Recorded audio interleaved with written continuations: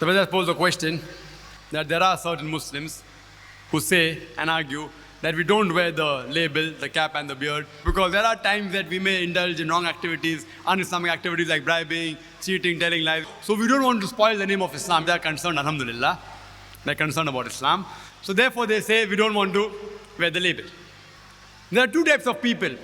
One is a pessimist and one is an optimist. The pessimist is a person who always thinks at the negative angle. And there are such people who you're quoting. We don't want to wear the label because sometime once in a blue moon we may do wrong activities like bribing, cheating, telling lies. So we don't want to spoil the name of Islam. So I tell them that why don't you be an optimist? That if you know that sometimes you do bad things, and once you start wearing the label, the cap and the beard, and suppose it happens that the opportunity arises that you have to bribe, you start thinking, oh, now I'm wearing the label, how can I bribe? And you will not bribe, alhamdulillah. If the opportunity comes where you can cheat, and you realize, oh, I'm wearing a label, how can I spoil the name of Islam? You will not cheat. If you have to tell a lie to support what you're saying, and you realize, oh, I'm wearing a label, cap and the beard, you will not lie.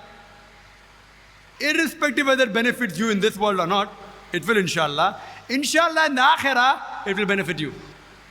And I ended my talk by quoting the verse of the Quran from Surah Isra chapter 17 verse 81, that if you are a Muslim, Muslim means a person who submits his will to Allah subhanahu wa ta'ala. He's proud to be a Muslim. He's proud to submit his will to Allah subhanahu wa ta'ala, proud to follow a religion of haqq. If he's truly a Muslim, he should also follow the haqq.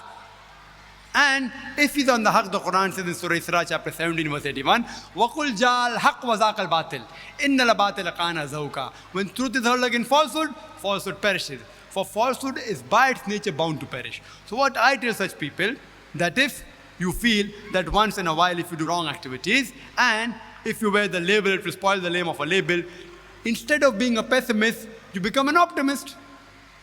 You wear a label and inshallah, it will make you a better Muslim. And if you're so much concerned about the Muslim Ummah and the name of Islam, it will, besides helping the Muslim Ummah, it will even help you. It will help you and see to it that you remain on Sirat al-Mustaqim. Hope that answers the question.